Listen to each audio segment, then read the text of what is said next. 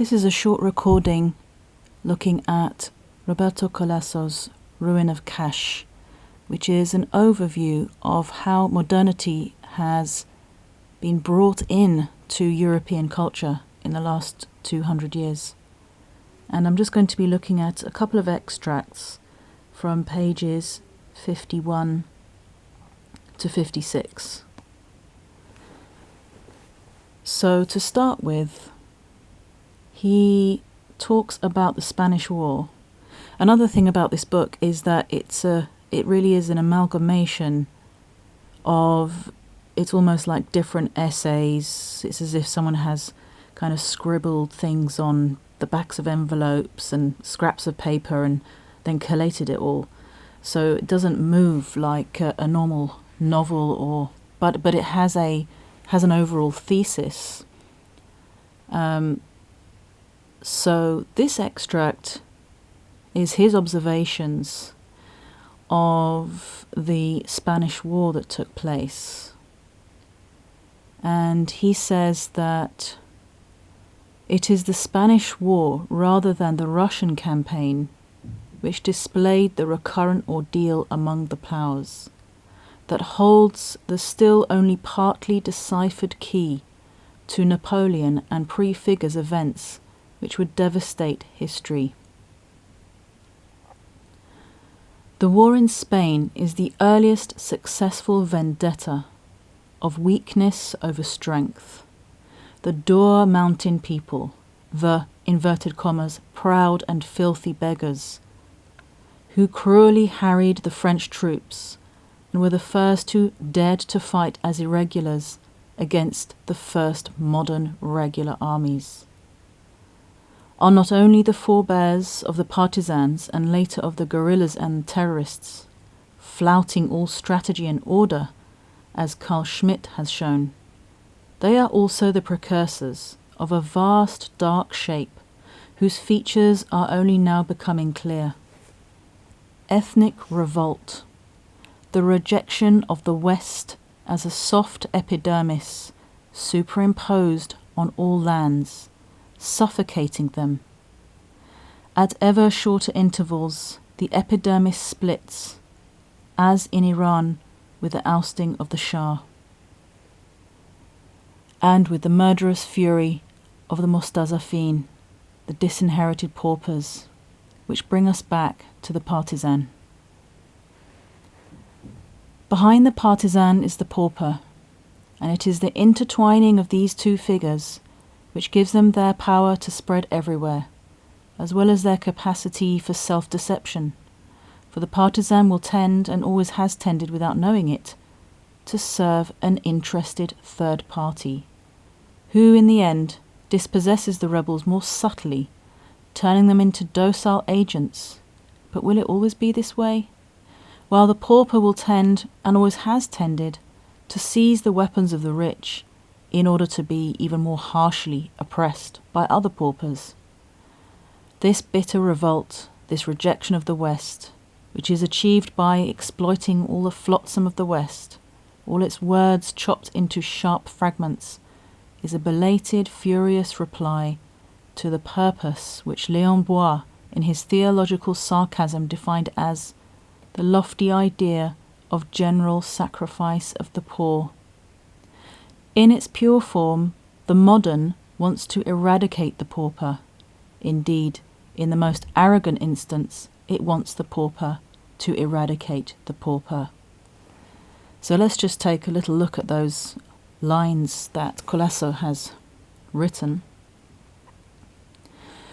So he's talking about the fact that the first modern regular armies, which were brought together early 19th century, were confronted by this new reaction from people who from the lowest strata of the society.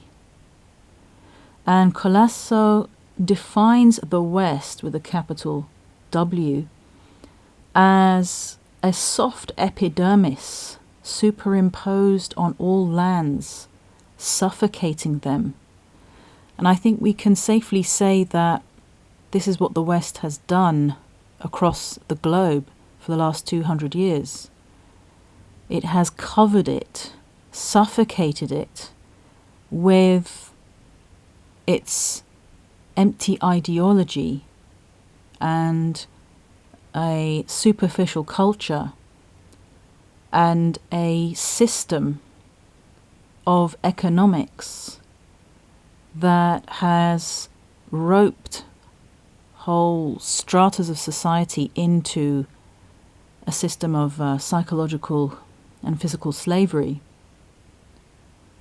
So this revolt against the West comes in the form of the people at the bottom of the society. It comes from the ground up. And interestingly, he touches upon the revolution in Iran that took place in 1979, and very much so, as he says, it was the paupers, it was the poor people who were rising up against the wealthy elites who were flaunting their wealth in the faces of the poor, which is what was very much happening in Iran. But he brings in this other point, that the pauper who becomes the partisan, interestingly, the Arabic word for partisan is Shia, but the pauper who becomes the partisan to fight off this net that is being spread over the consciousness of people gets used. This is a very important point.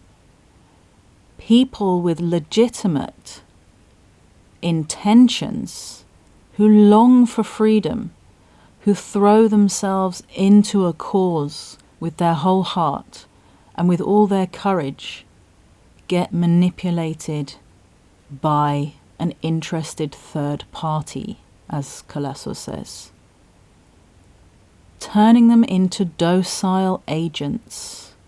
So a genuine cause is manipulated, subtly manipulated, and corralled into a certain area or guided towards a certain direction without the partisans realizing. And so, while he says here, the paupers will tend to seize the weapons of the rich in order to be even more harshly oppressed by other paupers. So what happens is that different groups that are rising up against a common form of oppression get split and drawn into opposing parties, so that they end up oppressing each other. And he says this bitter revolt, this rejection of the West, which is achieved by exploiting all the flotsam of the West, all its wares chopped into sharp fragments, is a belated furious reply to the lofty idea of general sacrifice of the poor. Interesting that Calasso also highlights this kind of, almost looks like a fake ideal, the lofty idea of the general sacrifice of the poor.